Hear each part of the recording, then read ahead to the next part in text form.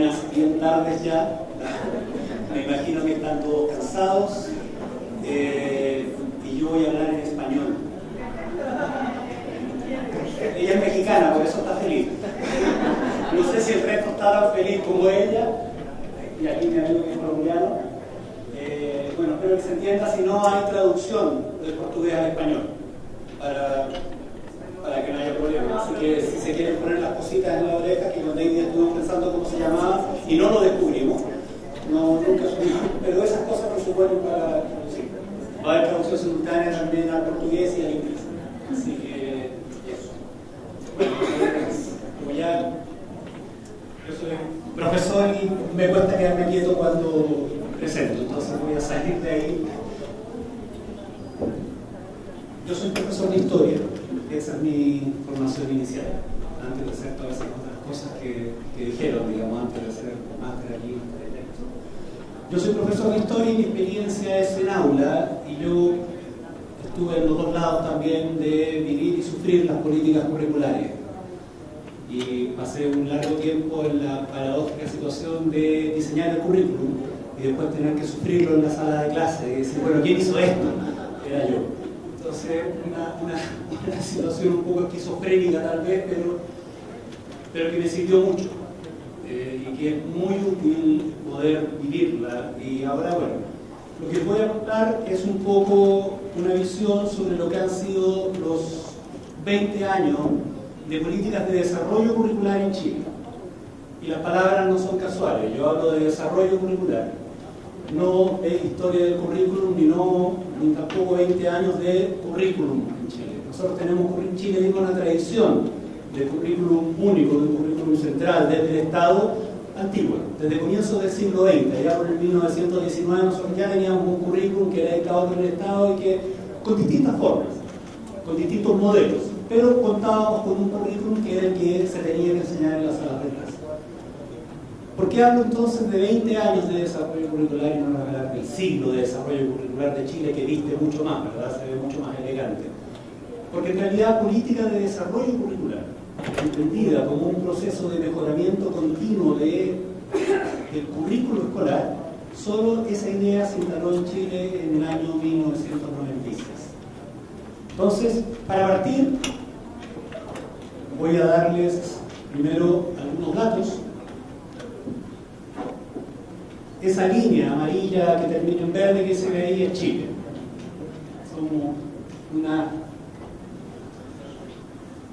casi cayéndonos al mar entre la cordillera y el mar, casi tenemos que caminar de lado para no caernos. Eso es Chile. Chile tiene un territorio de 756.000 kilómetros cuadrados, tenemos aproximadamente 18 millones de habitantes, una población escolar de 3.538.172 estudiantes según el último censo escolar, más o menos 218.144 profesores, ¿ya?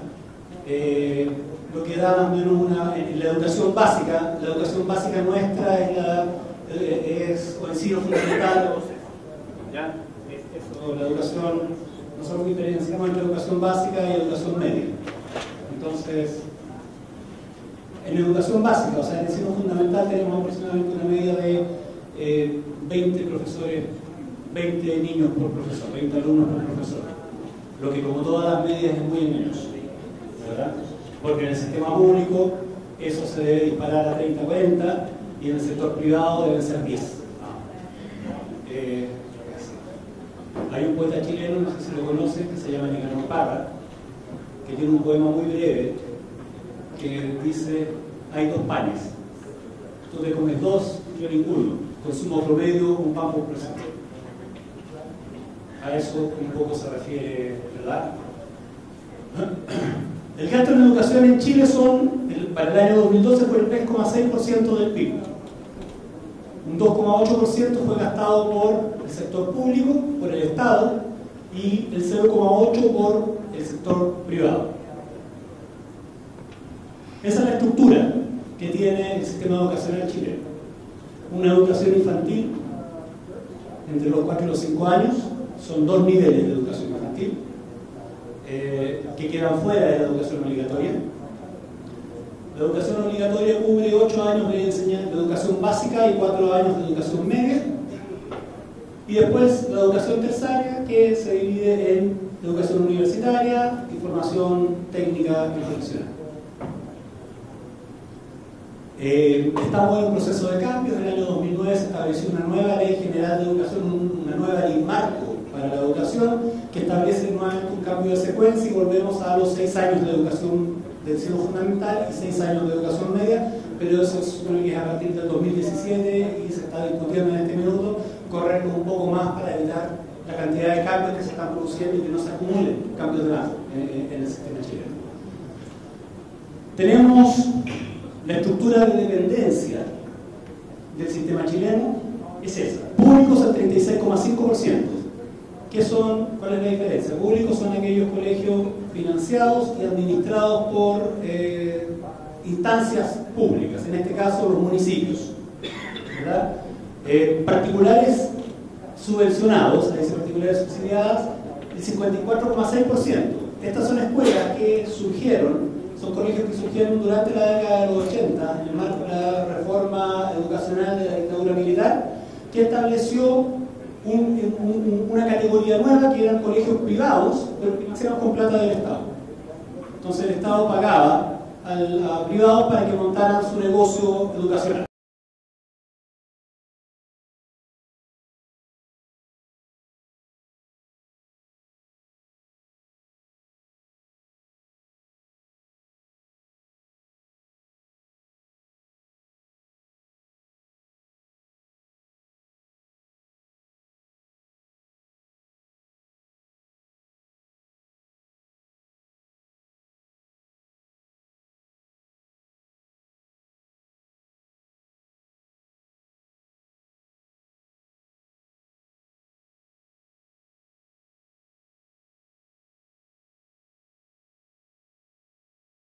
Un poco lo mismo que hablaba de los profesores, ese 20 profesores por escuela es un promedio que los promedios son engañosos. Entonces es bueno echar algunas luces. Bueno, pero para que esto, solo para que tengan una idea, Chile es un país pequeño en relación a lo que son ustedes son un país de dimensiones continentales, las cifras que les di ahí son menores o andan por ahí con el estado de San Paulo, solo con el estado de San Paulo, o sea, no somos más grandes que eso, en un territorio un poco más grande tal vez, ¿verdad? Pero esas son las magnitudes en las que nosotros tomamos nuestras decisiones. A ese nivel está el estado de Chile. Entonces, hay 5 momentos de cambios importantes en los últimos 50 años. Yo me voy a concentrar en los últimos 20, pero antes también es necesario mencionar 2 momentos importantes. El año 65, que lo vamos a ver un poco más en detalle, una primera reforma educacional bastante grande y bastante importante en Chile, que estableció cambios profundos en el sistema y que estableció un currículum con algunas características peculiares. Esto fue modificado en el año 80, relativamente rápido para la época, en el contexto de los cambios que necesitaba hacer la dictadura militar para la instalación de las reformas estructurales del Estado en general que ellos estaban promoviendo, que ellos estaban llevando a cabo. Después, el año 96, viene este proceso que está señalizado ahí con el círculo, ¿verdad?, que plantea la idea de un diseño, una implementación continua, las demandas de la sociedad y las actualizaciones y ajustes, como un ciclo permanente que la idea es que no acabe. Porque, básicamente, la idea del desarrollo curricular es que el currículum tiene que dar respuesta a las necesidades de la sociedad, y las necesidades de la sociedad no son estáticas, sino que están moviéndose en forma permanente. Si las necesidades de la sociedad se están moviendo en forma permanente, el currículum tiene que adecuarse en forma permanente, porque nuestra educación tiene que adecuarse a los tiempos que estamos viviendo en forma permanente. Entonces, si de pronto voy demasiado rápido, me hacen señas, me dicen que quite el pie del acelerador, por favor, pero ¿ya? Y lo haré más lento. Si es necesario que vuelva sobre algo, también me avisan y vuelvo a explicar. El año 1965, una primera gran reforma curricular, un primer gran modelo curricular que se instala en Chile en el marco de lo que se llamó la Revolución en Libertad. La Revolución en Libertad son los años 60, todos más o menos saben lo que fueron los años 60, se da en el marco en Chile de un proceso continuo de democratización de la sociedad. A comienzos de los años 60 se incorporan a votar. La mujer logra votar por primera vez en elecciones presidenciales el año 56. Esa es la primera vez que se le da el derecho a la mujer a voto. Hasta ese minuto era considerada una incapaz relativa, esa era la figura legal. La medida que no había votado. Eran incapaces relativas. Pero en el año 56 se incorpora una gran cantidad, la mitad de la población entra a participar del juego político y de la democracia en Chile.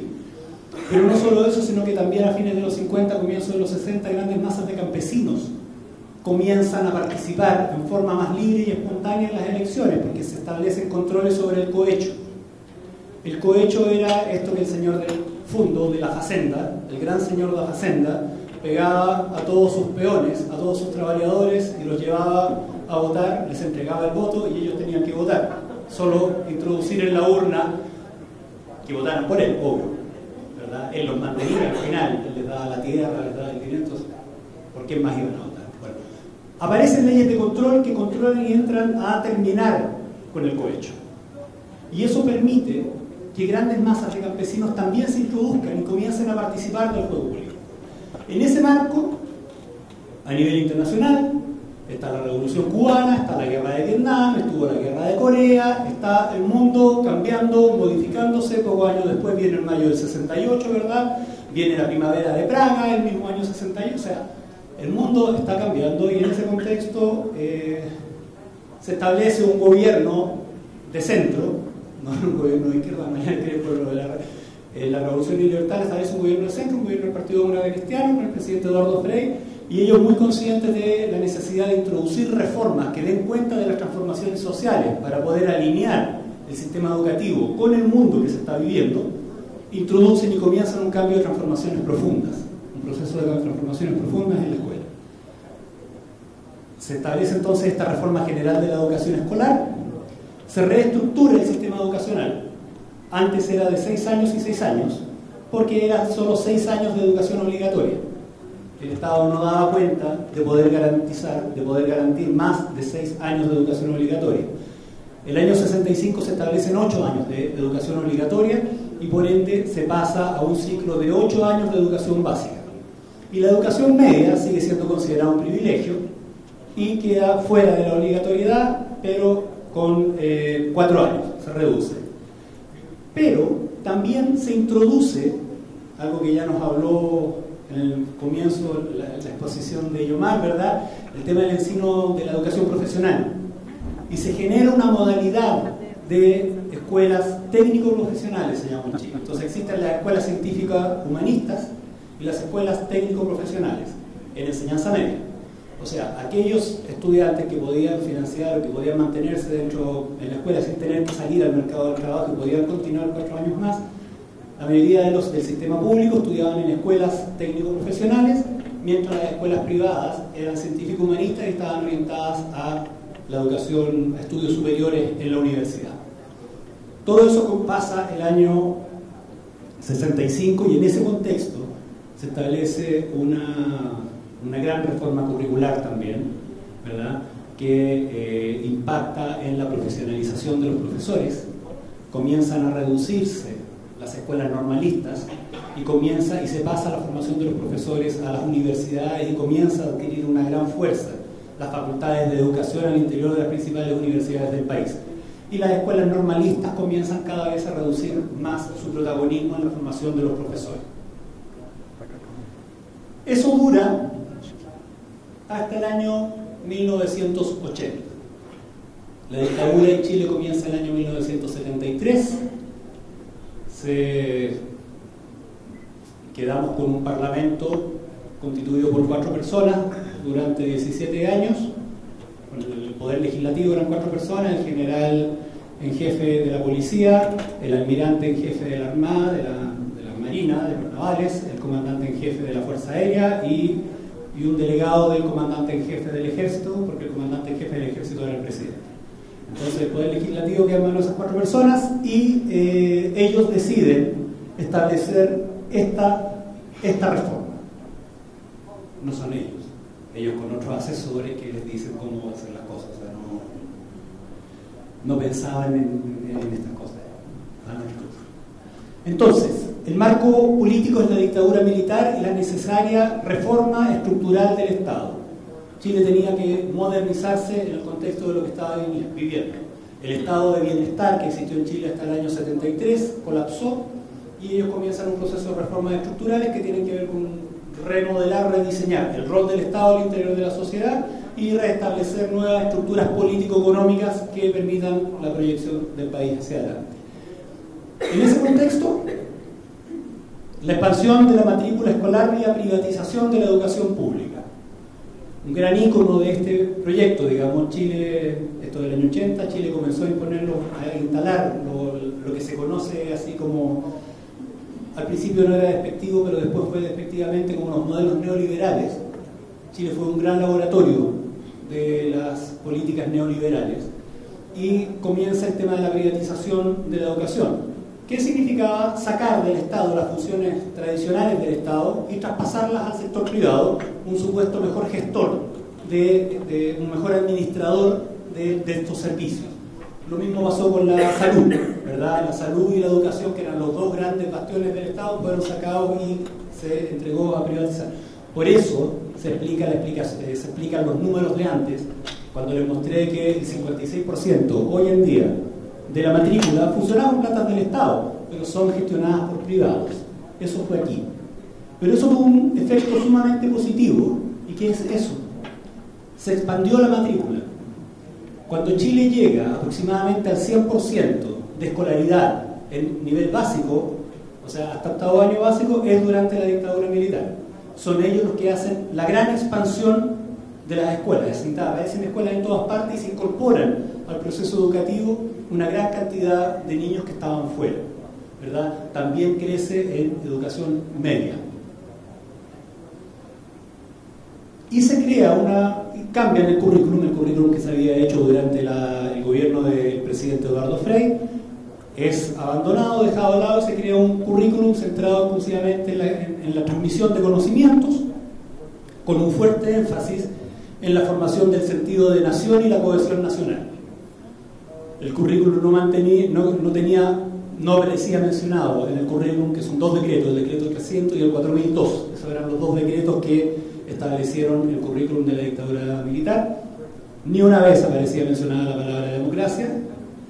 Era explícito en que cualquier forma de disenso o de desacuerdo al interior de la sociedad era profundamente dañino para la sociedad, que eso atentaba contra la cohesión nacional. Y se exaltaba el sentido de la nación, básicamente sustentado en gestas militares, en batallas, en las tradiciones, en el mito fundacional de Chile, que básicamente se traduce en un origen del araucano heroico, los heroicos mapuches que resistieron a los españoles, pero al mismo tiempo la otra fuente son los españoles, y después una serie de batallas que configuraron y que concluyen en la independencia y en las gestas militares que terminan el 11 de septiembre de 1973 como la última gran gesta de liberación nacional. Así se presentaba el 11 de septiembre de 73. Entonces, ese currículum se instala ahí. ¿Qué es importante dentro del contexto de lo que yo les estoy planteando? Que ese currículum no tiene nada que ver con el currículum anterior. Como hacía el currículum anterior, no tenía nada que ver, rompía absolutamente con los diseños curriculares que se habían planteado desde antes.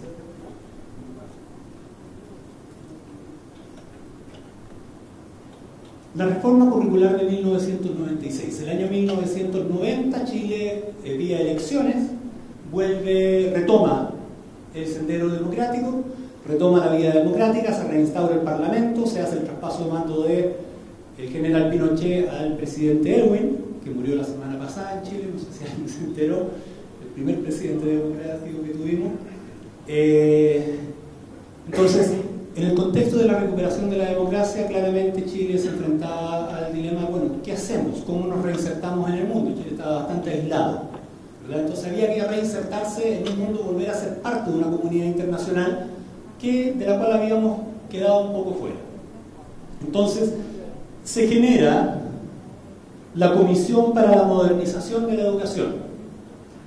Este es un dato importante porque es algo que de alguna forma lo mencionó Yomar y ha ido saliendo, lo menciona también David.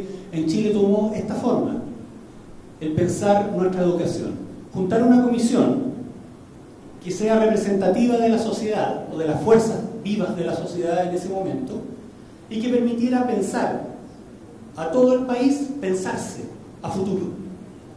Y decir, bueno, ¿cómo queremos, qué necesita Chile que tenga la educación que nosotros queremos de aquí a 20 años más, de aquí proyectándonos al siglo XXI? Esa fue la comisión Brunner, se llamó.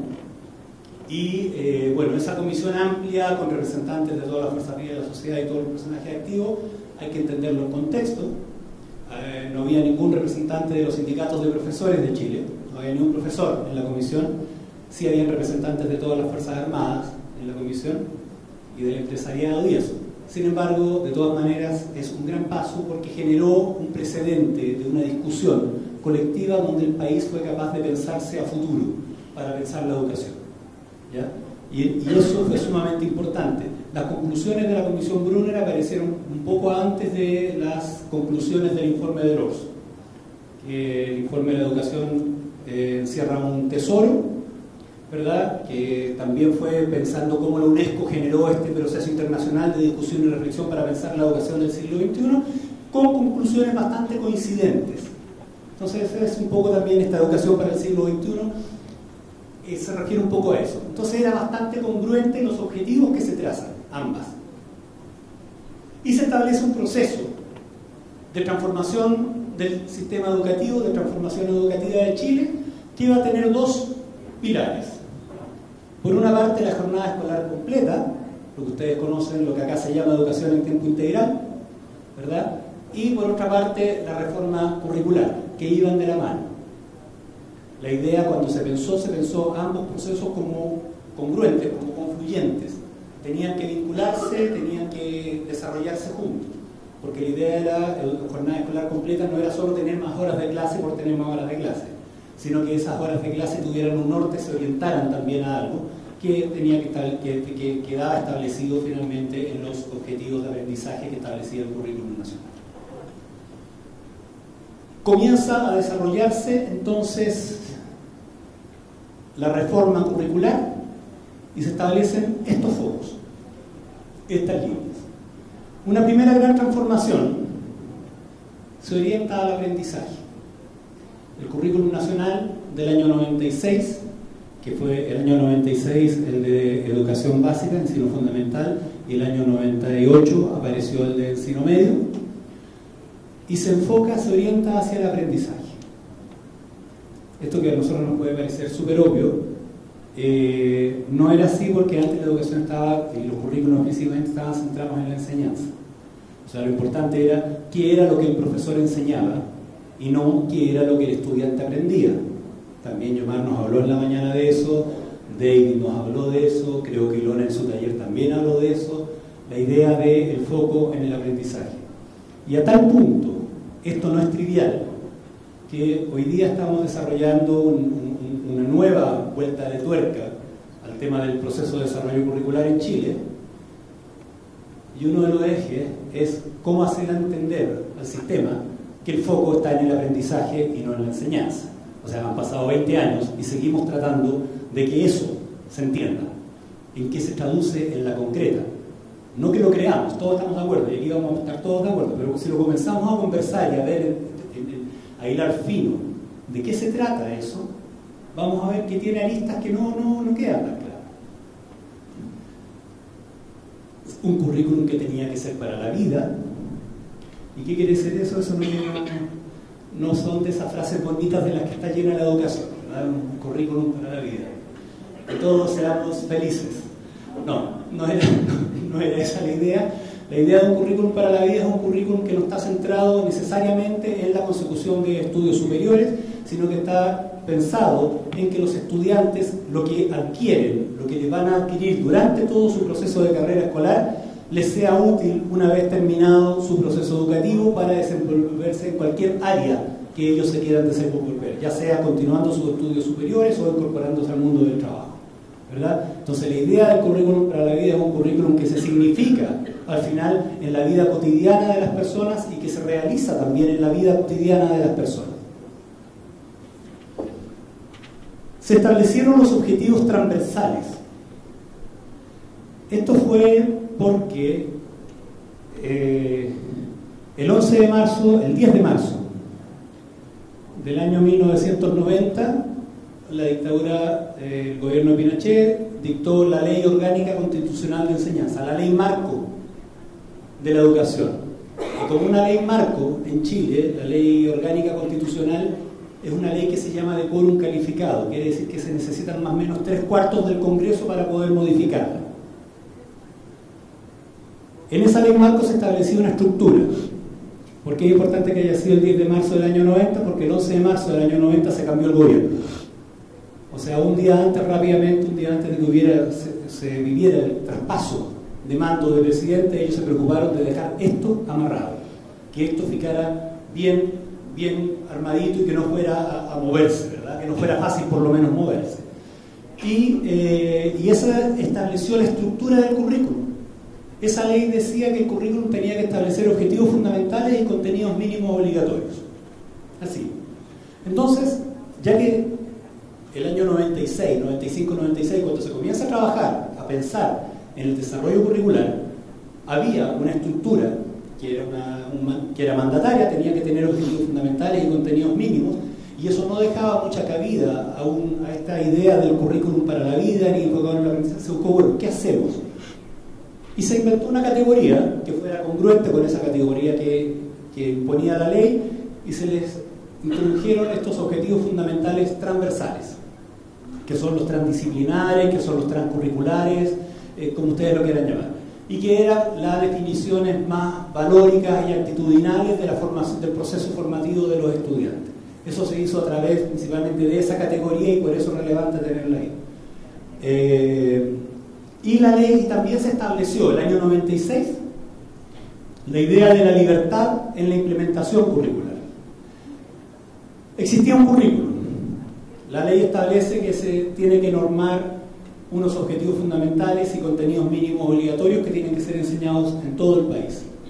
Pero también, ante la conciencia de que imponer esto en todas las escuelas podía ser complejo, podía ser complicado y podía no dar efecto, podía no dar resultados, ¿verdad? Se pensó en cómo generar un proceso que permita a los colegios, a los profesores empoderarse de estas ideas y de este currículo.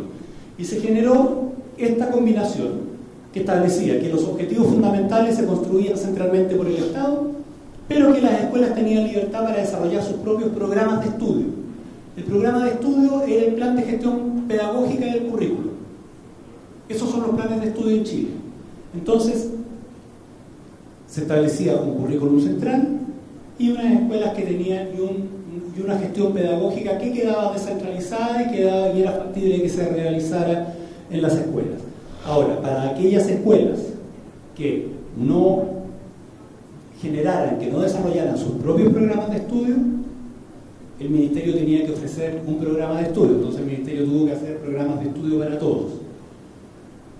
¿Qué pasó con eso?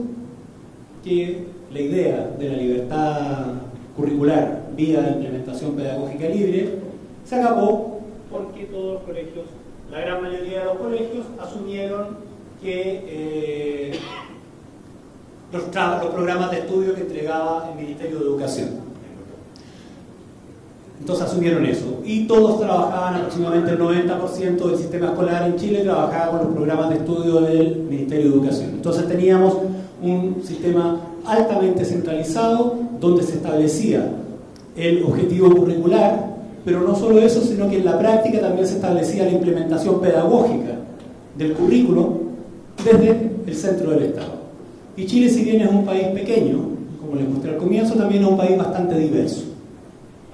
Y las diferencias entre la zona norte, que es desértica, y la zona austral, que es, o sea, el punto más lluvioso del planeta, está en las Islas Huaytecas, que quedan una puntita ahí en las calles en Chile, al final. Entonces, las diferencias también, eso te genera, esas diferencias te generan diferencias culturales importantes también. Tenemos colonias de inmigrantes muy grandes y generó problemas. O sea, claramente el objetivo no se logró. También, a partir del año 98, para gestionar esta idea de desarrollo curricular se genera la unidad de currículum y evaluación. Una unidad al interior del ministerio exclusivamente dedicada a vigilar el currículum. Vigilarlo en términos de estar de ojo en él, producir las modificaciones, las transformaciones que fuera necesario producir y irlo actualizando en forma permanente. Entonces, se construye en aquel entonces, todos estos son elementos que al final voy a llegar a una síntesis y voy a tratar de explicar los problemas y los aprendizajes que nosotros tuvimos en este proceso. Construimos el currículum por partes, ¿verdad? Entonces se formó un equipo que construyó el currículum de primer ciclo básico, de primer ciclo del ciclo fundamental, ese fue un equipo.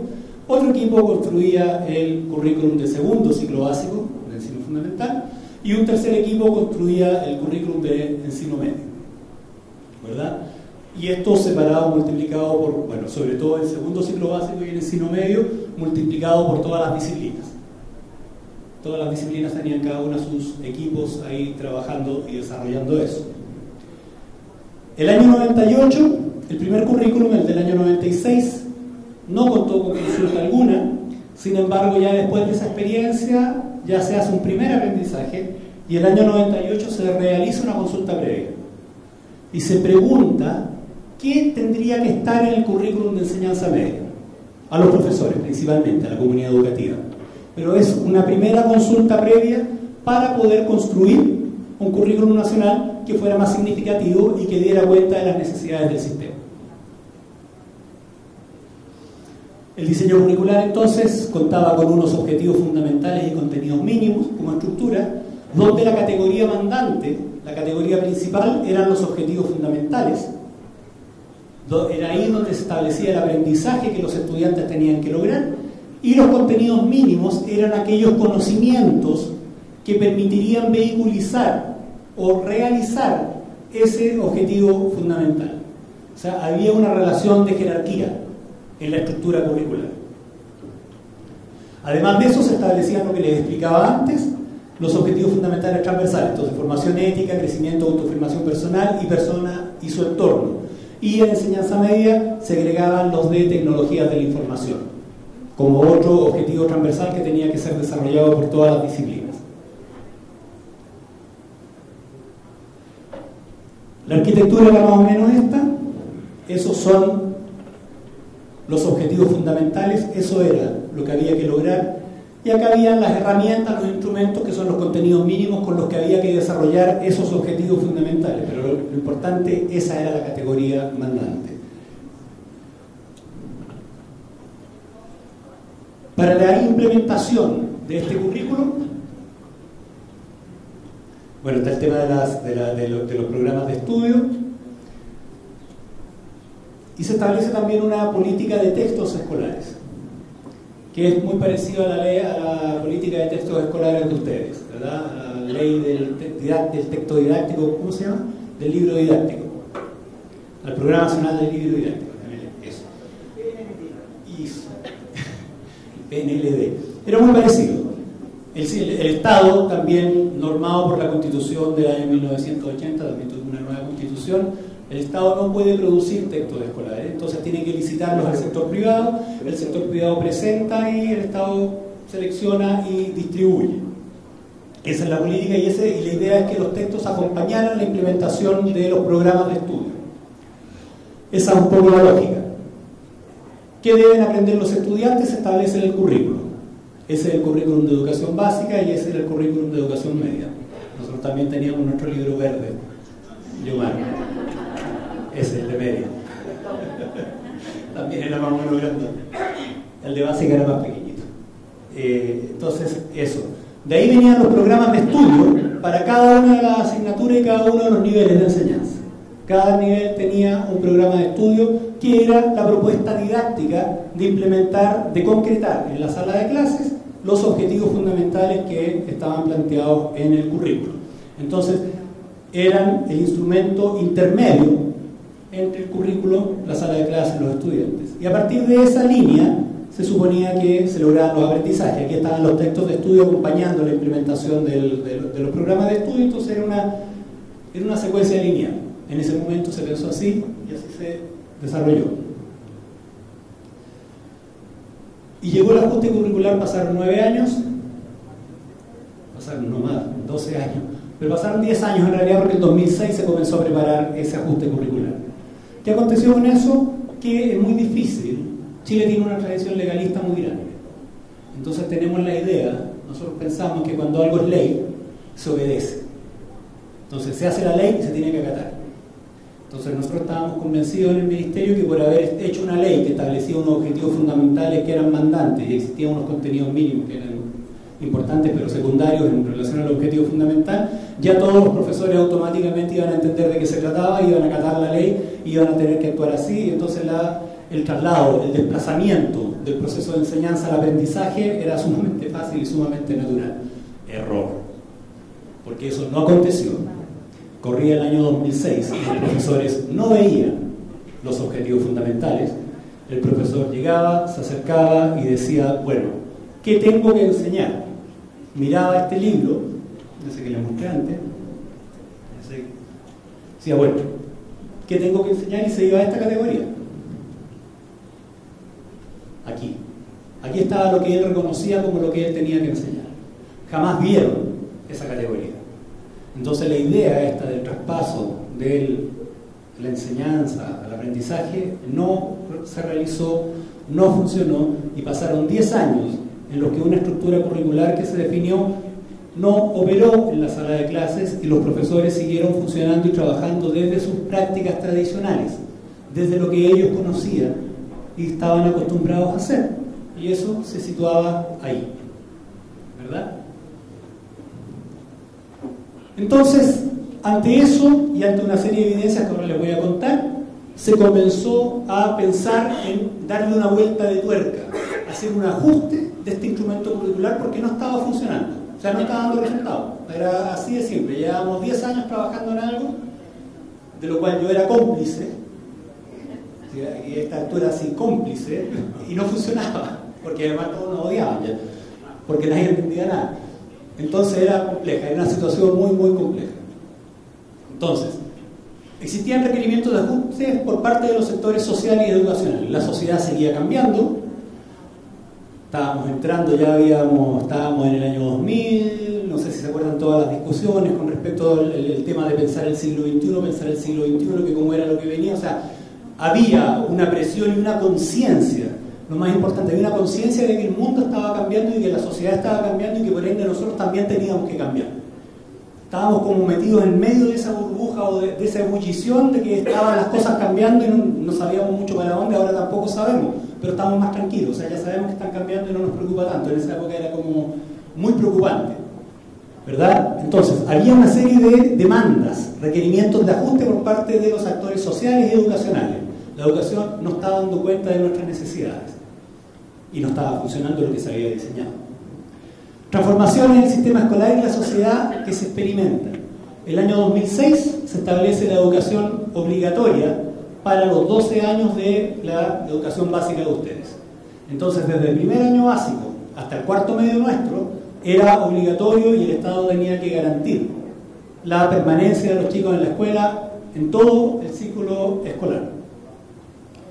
Y eso impactaba necesariamente en el currículo, porque antes, cuando hicimos el currículum del 2006 y del 2008, del 96 y del 98, octavo básico se entendía como un ciclo terminal.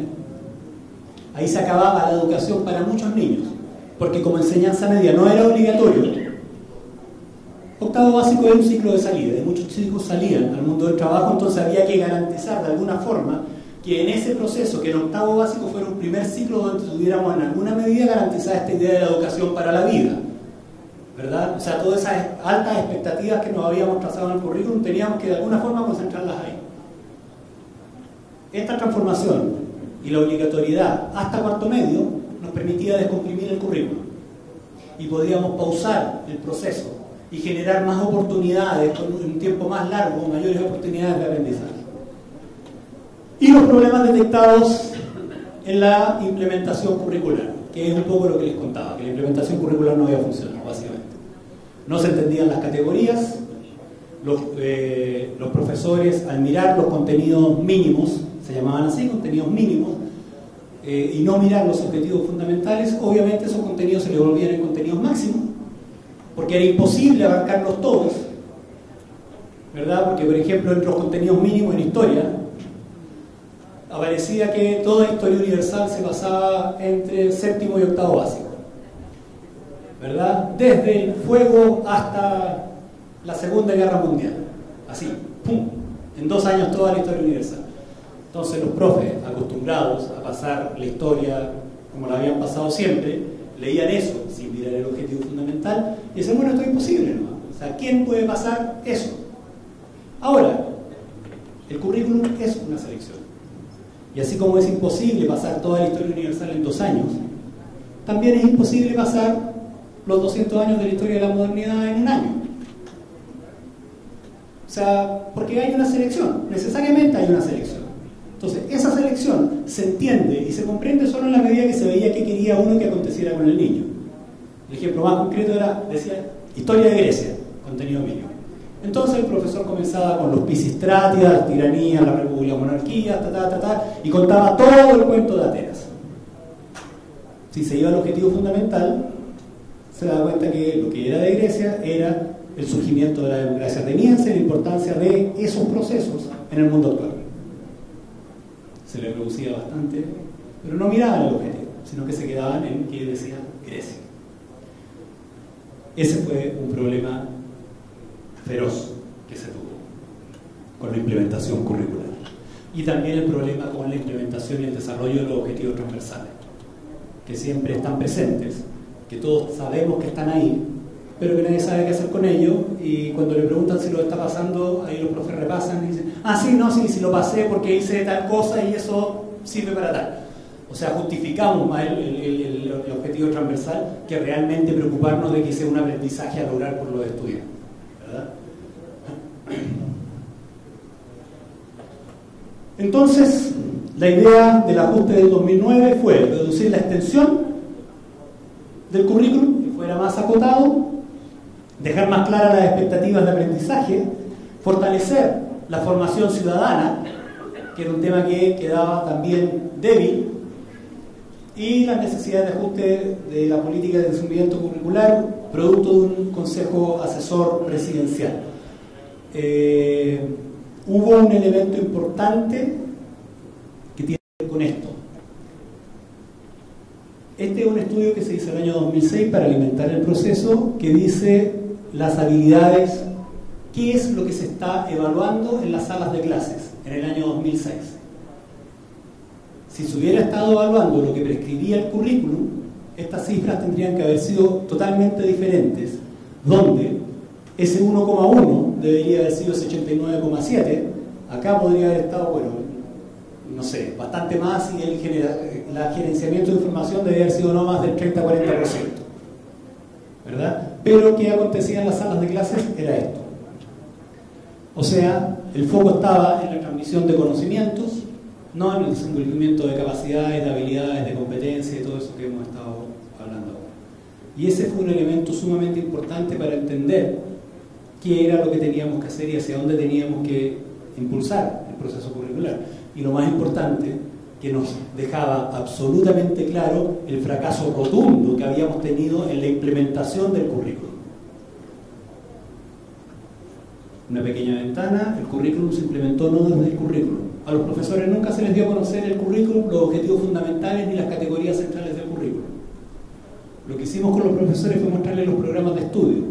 Entonces jugábamos con actividades que tenían que hacer en la sala de clase. Y eso se hacía, como si eso ya no fuera espantoso. Yo soy parte de eso, por eso hablo con absoluta franqueza y soltura con respecto a eso. No estoy criticando a nadie que no sea yo. Como si eso ya no fuera lo suficientemente espantoso, eso se hacía durante una semana en el mes de enero. O sea, cuando los profes habían terminado todo su ciclo escolar, antes de que se fueran de vacaciones. La última semana antes de que ellos pudieran salir de vacaciones, nosotros los agarrábamos los parábamos, no se podían ir de vacaciones porque nosotros les íbamos a contar de qué se trataba la reforma curricular. Y lo hacíamos a través de los programas de estudio. Nos odiaban y no entendieron. O sea, no había cómo, no era culpa de ellos, era culpa de nosotros.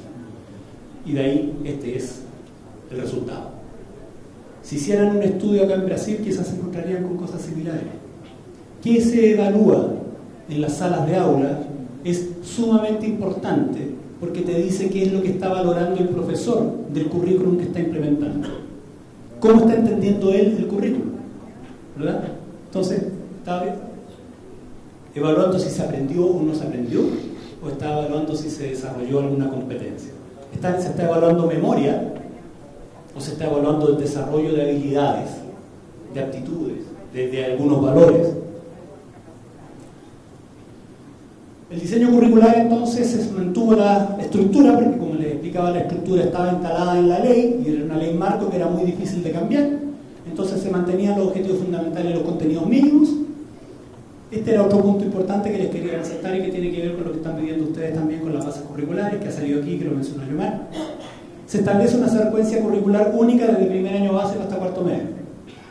Nosotros, cuando construimos el primer currículo en democracia, sin la menor idea de cómo hacerlo, también mucho probando, construimos estos equipos que les decía yo, un equipo para primer ciclo básico, un equipo para segundo ciclo básico y un equipo para enseñanza media. Cuando analizamos la secuencia curricular desde primero básico hasta cuarto medio, no tenía ninguna continuidad. Habían vacíos enormes entre cuarto, fin de primer ciclo básico, y quinto año, comienzo de segundo ciclo básico. El reclamo permanente de los profesores de quinto básico es que los chicos de cuarto básico llegan y no saben nada. O del profesor de primer año medio, es que el chico que viene de octavo básico no sabe nada. No era necesariamente culpa del profesor de octavo básico. Esto, la política también tenía mucho que ver. Y el diseño que nosotros desarrollamos también tenía mucho que ver con eso. Porque habíamos establecido unos compartimientos estancos que no dialogaban entre ellos, que no se conectaban. Entonces no había una secuencia, no había una continuidad, no estaba la idea de la progresión del aprendizaje desde que el niño entra en primer año básico hasta que el niño termina en cuarto año medio. Entonces, bueno, esta vez sí nos preocupamos de la continuación y la progresión educacional. Se establecieron los mismos objetivos para todos y se hace explícito algo que estaba muy débil mencionado, pero que era la intención del currículum del año 96-98 de orientar el proceso curricular y el proceso educativo al desarrollo de competencias. Para eso, algo que también ha venido saliendo, más que definir un foco teórico, que yo creo que es bien complicado cuando desde las políticas públicas se pretende establecer un foco teórico hegemonizante. Las políticas públicas tienen que dar cuenta a toda la sociedad. Sí lo que hicimos fue establecer definiciones que fueran operativas y generaran algún tipo de consenso. Entonces nosotros dejamos bien claro que nos referíamos cuando hablábamos de competencias, porque la idea de la competencia genera el mismo rechazo allá que acá, y me atrevo a decir que prácticamente en todo el continente. Nuestro continente tiene una cierta aversión a ciertas palabras que se asocian a ciertos modelos. El tema de la competencia es una, el tema de los estándares es otra, ¿verdad? Son palabras altamente sensibles entre nuestros profesores. Entonces nosotros definimos las competencias como el conjunto de conocimientos, actitudes y habilidades puestas en movimiento en situaciones concretas. O sea, la competencia, un poco para sacarla de la idea esta de que se formaban competencias para que el tipo supiera apretar una tuerca y pudiera trabajar en una fábrica, que era como a lo que se asocia al tiro la competencia, que es producir mano de obra barata, ¿verdad? No era eso. La idea era una idea bastante más compleja, poner en juego los distintos elementos que están circulando en el proceso educativo y transformarlos en una capacidad de hacer de los estudiantes. Y esa definición se estableció. Y quedó más o menos así.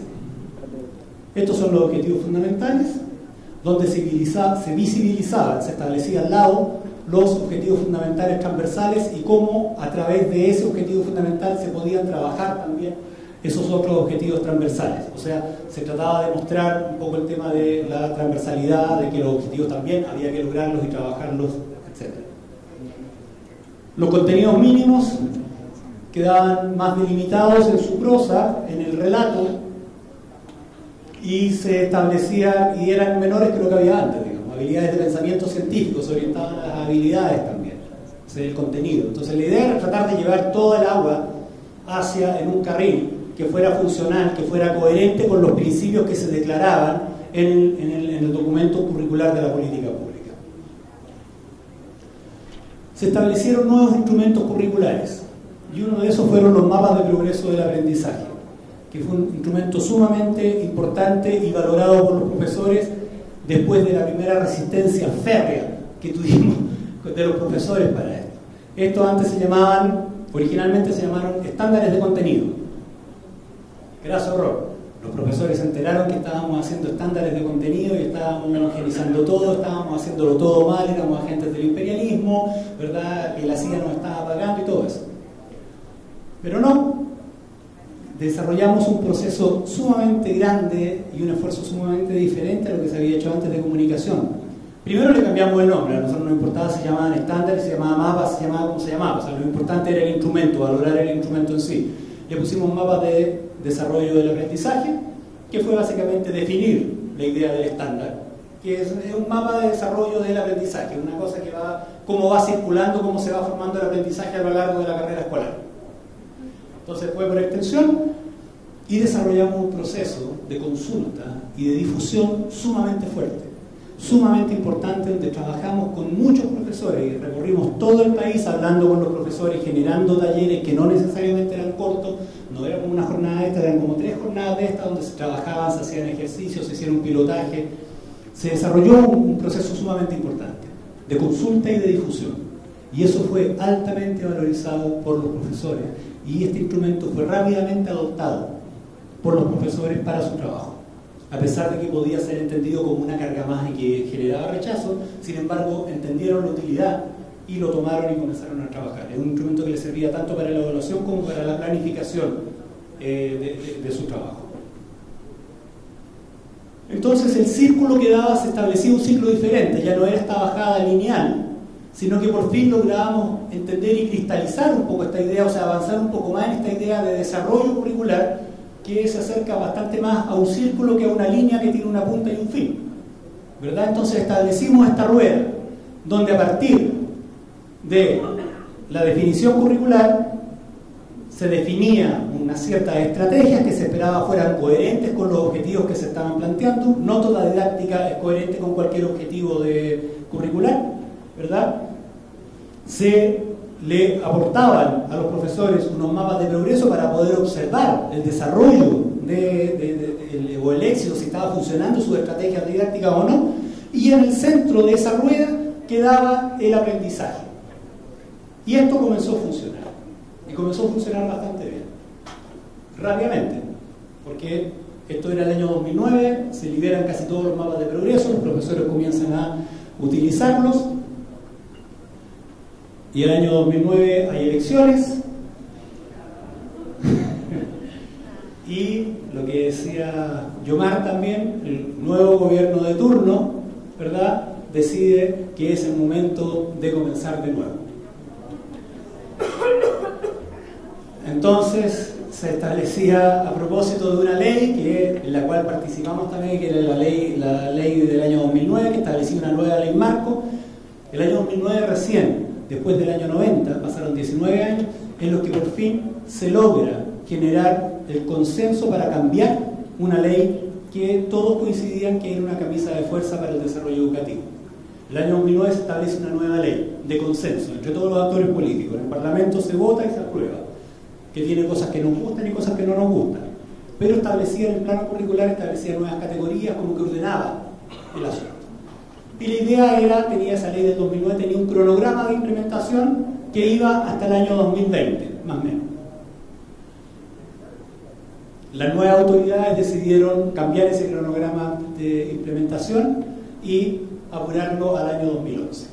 Entonces, faltaron 9 años y todo ese esfuerzo que habíamos hecho que habíamos generado hasta el año 2009 nos duró 2 años. Una de las primeras cosas que hicieron fue quitar los mapas, sacar los mapas de progreso del colegio, de los colegios, de la escuela, y parar la implementación del ajuste curricular. Entonces, las mudanzas políticas fueron sumamente importantes, sumamente importantes.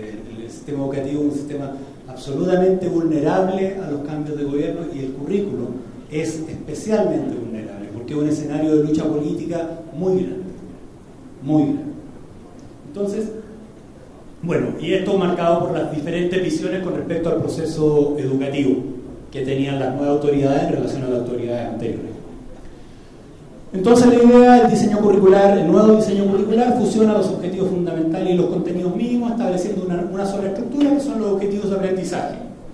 Se incorporan las habilidades, se reestructuran los ejes de los procesos de aprendizaje de las distintas disciplinas y se releva el rol de los conocimientos, desperfilando la idea de las competencias, ¿verdad? Eso tiene que ver también con el gusto político de unos y de otros.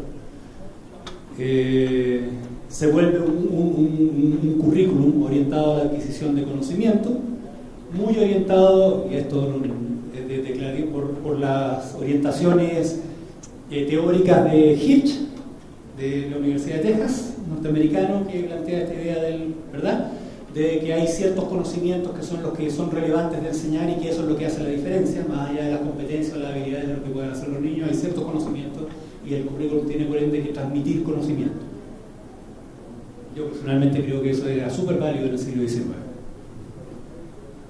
En el XXI creo que no. En fin. Y así queda, por ejemplo. Este es un objetivo. Y aquí vuelven a aparecer lo mejor de nuestras tradiciones, ¿verdad?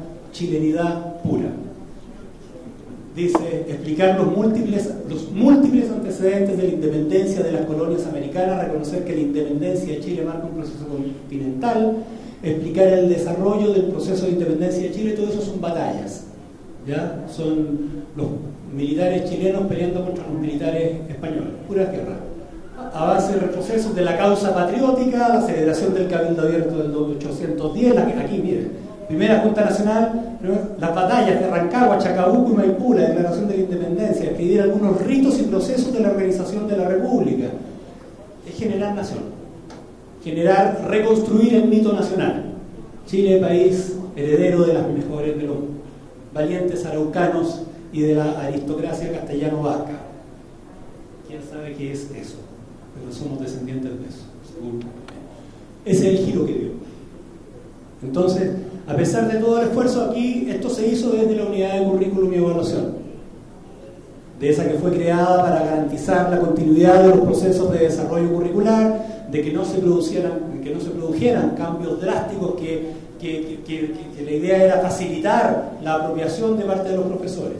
Si hay una cuestión que es clave, es no cambiarle el escenario al profesor cada año, porque si no el profesor no tiene ninguna guía, ningún referente de qué es lo que él tiene que hacer.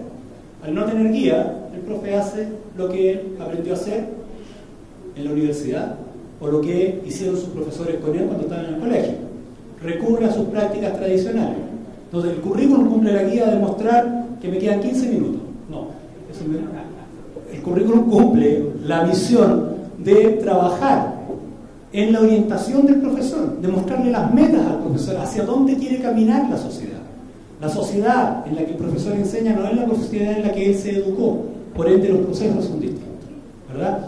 Si nosotros le cambiamos al profesor el currículum año a año, o cada 2 años, o cada 4 años, si le cambiamos el currículum al profesor cada 4 años, cada niño va a sufrir 4 años, 4 currículos diferentes, los va a sufrir, ¿verdad? Ustedes ya en muchas partes tienen 2 currículos diferentes y con distintas orientaciones y que apuntan en distintos sentidos. El Estado de Espíritu Santo tiene un currículum orientado a competencias y la ciudad de Vitoria tiene un currículum de educación básica explícitamente contrario a la educación por competencia. Esos son ustedes. Entonces el chico sale del 9º año y entra en otra lógica del proceso de educación, porque sale del ensino fundamental, cambia de gestión, cambia de administración y cambia también de orientación educativa. Eso al único que termina dañando es a los niños que sufren estos cambios. No sé, ojo con eso. Ojo con los gustos, con darse gustitos. Una vez que se llega al poder, y se quieren dar gustitos. Hoy día en que estamos, producto de todo esto que les he contado, se está discutiendo una nueva política nacional de desenvolvimiento curricular. O sea, sacar el tema solo de una institucionalidad frágil, sino que tratar de generar los elementos institucionales que le den continuidad, que sea una política, ¿verdad? Que se dote de una institucionalidad estable, que el currículum sea producto de un proceso participativo amplio y que exista un acuerdo en que se entienda que el currículum es política de Estado. No puede ser una política de gobierno, sino que tiene que ser una política de Estado que tiene un carácter, por decirlo de alguna forma, estratégico en el desarrollo de la sociedad y la formación y el desarrollo de las personas. Este es el caos que tenemos hoy día en Chile. Ese es un currículum, este es otro currículum, este es otro, ese es otro, y en esto estamos trabajando ahora. Entonces esto es lo que tenemos que tratar de ordenar. En el sistema educativo chileno estamos trabajando con 3 o 4 currículos diferentes. Esos son los años de implementación, y esta es la secuencia escolar desde ensino infantil hasta el último año, el tercero medio de ustedes, que para nosotros es nuestro cuarto año medio. Y así va. Es complejo, es sumamente difícil, y los únicos perjudicados, insisto, son quienes más lo necesitan. Son los chicos de la escuela, y los más perjudicados son los chicos de las escuelas más pobres.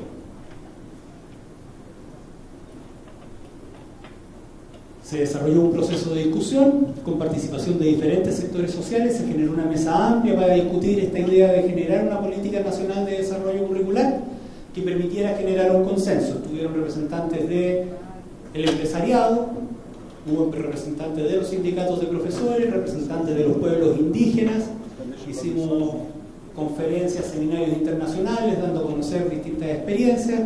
David participó de esos seminarios, estuvo ahí. También llevamos la experiencia de aquí, de la ciudad de San Pablo, del currículum de la ciudad de San Pablo. Fue gente del municipio que los invitamos allá a dar a conocer lo que ustedes están haciendo, considerando que es importante abrir ventanas y dialogar entre nosotros, ¿verdad? Y se está trabajando en eso, ya se elaboró un documento, hay un documento de propuestas que tiene que ser presentado a la ministra de Educación, para que la ministra de Educación lo transforme en una propuesta de política que sea a su vez aprobada en el Congreso Nacional, algo bastante parecido a lo que contaba Yomar con respecto aquí al camino que tiene que seguir acá, que es bastante difícil, bastante largo y bastante incierto también. Esperamos que en el gabinete de la ministra nadie lo agarre las propuestas y las guarde en alguna gaveta y que nunca más se suba. Todavía puede suceder. Entonces, y aquí para cerrar, está justo los 15 minutos que me dijeron, está más o menos justo. Los aprendizajes después de toda la cantidad de errores que yo les conté, de errores y horrores que cometimos en este proceso, pero que, insisto, fue con la mejor de las voluntades y con la mejor de las intenciones. La idea de todos, y de todos aquí también, estoy seguro, es mejorar la calidad de la educación de nuestros chicos y especialmente de la educación pública y de los chicos más pobres. La importancia de los procesos de participación en el desenvolvimiento curricular es central. Mientras más personas participan, mientras más personas se involucran en la definición de para qué es la escuela, porque la escuela es para que los chicos aprendan algo. Bueno, ese algo, mientras más personas participen, más legítimo es ese currículum ante el conjunto de la sociedad. Hay un tema de legitimidad que es importante preservar. Los profesores son claves. Ojo con desconocer o despreciar a los profesores. Normalmente los hacedores de políticas, los policymakers, tienden a despreciar al profesor. Los profesores son muy malos porque no tienen idea de nada, porque no han estudiado o porque no los han formado, aunque sea pobrecito de ellos, pero no los puedo tomar en cuenta porque ¿qué me dice un profesor si no sabe nada de nada? Error. Los profesores saben mucho y tienen mucho que decir, y si ustedes quieren que un proceso de reforma curricular o de instalación de un currículo surta efecto, tienen que tomarlo en cuenta, tienen que considerarlo, porque son ellos los que se tienen que empoderar de aquello, tienen que entender y hacer suyo esos objetivos y esos instrumentos para poder trabajar y lograr que los estudiantes sepan lo que ustedes quieren que sepan, lo que la sociedad espera que sepan. En el caso de ustedes, los profes de inglés son vitales. Son vitales. No bastan ustedes. No basta un documento fantástico, un documento lindo, impecable, donde en realidad el currículum prescribe orientaciones curriculares, objetivos, y no prescribe actividades, que es una cuestión que muchas veces acontece, digamos, pasa. Los currículums están llenos de actividades entre medio, porque los que escribimos los currículums somos didactas, entonces lo primero que nos salta a la cabeza en vez del currículum es la didáctica, y ponemos la actividad, que es lo que hace el chico para lograr algo. El currículum puede ser perfecto, pero si el profesor no se empoderó de él, no sirve. El currículum no puede ser, este es otro tema que nosotros también aprendimos. Una cosa que no les conté fue que el ajuste del año 2009, después de todos esos aprendizajes que habíamos hecho, de la secuencia, de la progresión y todas estas cosas que hicimos, fantásticas, que fueron buenas, yo de verdad creo que fueron buenas, pero nosotros definimos que la cosa era tan compleja que íbamos a trabajar en 4 áreas. Entonces ajustamos el currículum en lenguaje, matemáticas, ciencia y ciencias sociales. Y después subimos inglés también. Y eso, y el resto de las áreas los dejamos fuera. El currículum no es un agregado de componentes curriculares, no es un agregado de conocimientos disciplinares que se juntan y forman algo.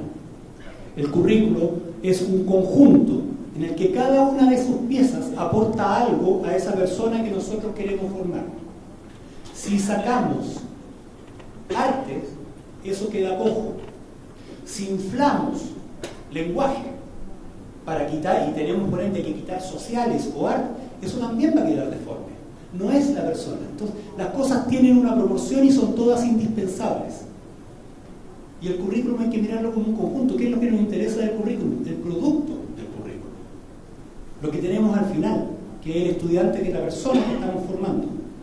Esa persona se compone de todas estas cosas, de todas estas disciplinas, o de todo esto, lo que nos mostraba Bale, cuando decía, bueno, ¿qué disciplinas? Tenemos que hacer disciplinas, tenemos que seguir traspasando desde la academia conocimientos hacia allá, tenemos que generar unas nuevas disciplinas, tenemos que pensar esto, de cuáles son las áreas que vamos a desarrollar, cómo las vamos a trabajar. Y eso lo vamos a definir en función de qué, en función de la persona que queremos formar. Entonces, y todo eso forma el currículum. El currículum es un conjunto de hilos que forman una cuerda, quizás unos más gruesos, otros más cortos, más flacos, pero forman una pura cuerda y son todos indispensables. Cualquiera que cortemos, y la cuerda se nos va a terminar cortando igual al final.